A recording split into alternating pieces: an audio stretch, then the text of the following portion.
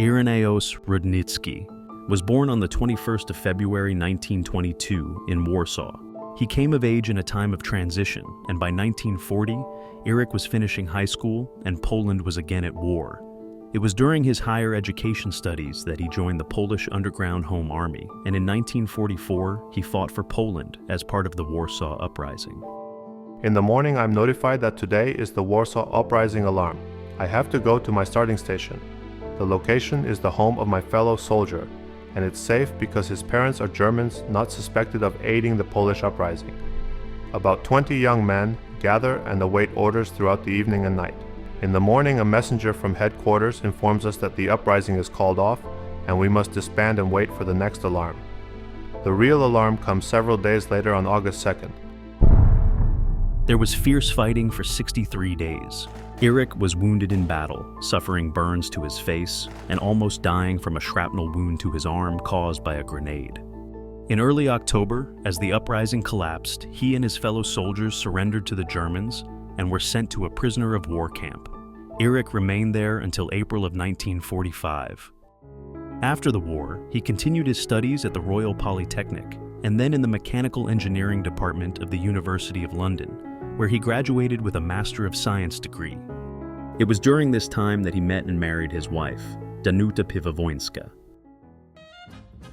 I believe it was a New Year ball for the students.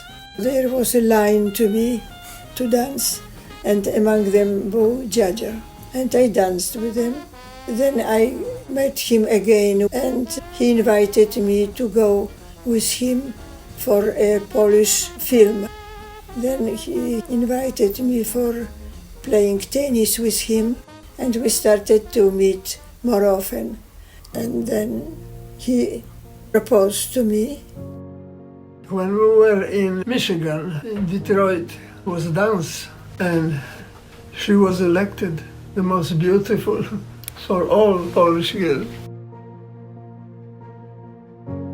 In 1951, he and Danuta moved to the United States, where they had 4 sons, Andrew, George, Mark, and Paul.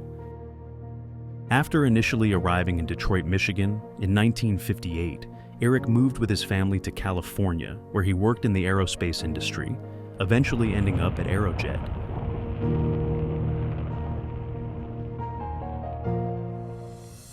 Our father was a good teacher.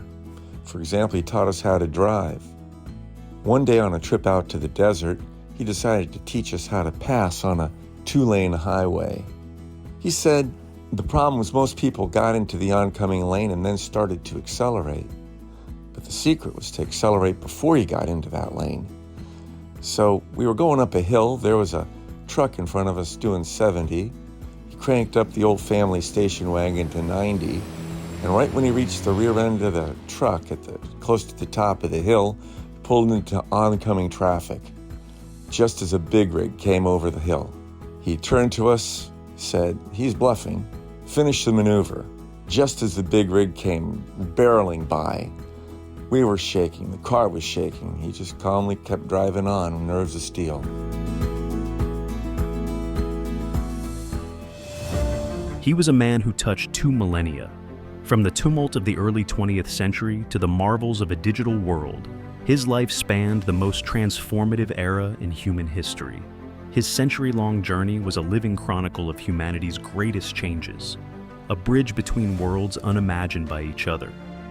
His legacy endures, a reminder that through all the changes, it's the lives we touch and the stories we leave behind that truly shape the world.